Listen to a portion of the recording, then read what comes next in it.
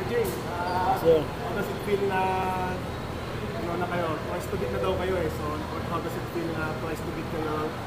Kasi marami ka rin pinagdaanan sa Phoenix. Galing kayo din sa bubble na Oo. tapos bumaba, tapos ngayon pangat ulit kayo. Ano, siyempre, una-una, happy for the win. Tapos at stake is laki sa twice to beat. I'm happy for the team, tsaka sa mga bata rin, di ba? At least, management, di ba? Ang laki na pagdala namin, pandemic, di ba?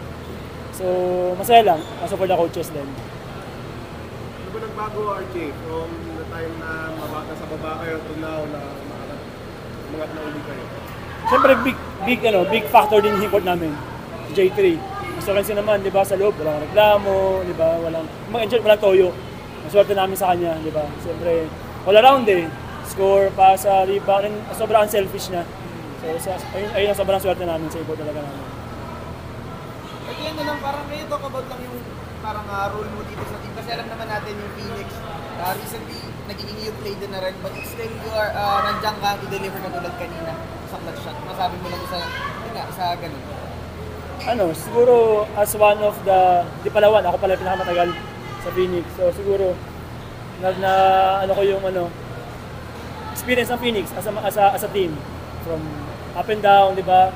From Matt Tira, other coaches.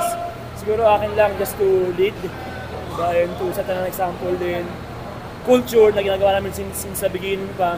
I think now, nare-deep na namin yung tinalim namin dati. Parang gano'n. I hope.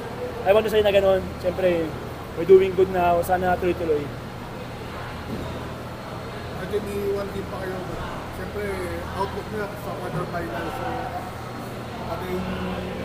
ating approach doon na nag-twice to beat kayo na take advantage nyo. Ayun nga, kanina lang, kung usapan namin, even though twice to beat kami, we want to end the elimination on a winning note. Diba? Siyempre, hindi naman maganda na okay lang, diba? Kasi mamaya dalhin mo yun sa playoff eh. Yung momentum na winning and losing. Diba? Both sides lang naman yan. If you end the round with losing, iba yung feeling ng team. At diba, unlike na nanalo ka, at least carry over lang sa game.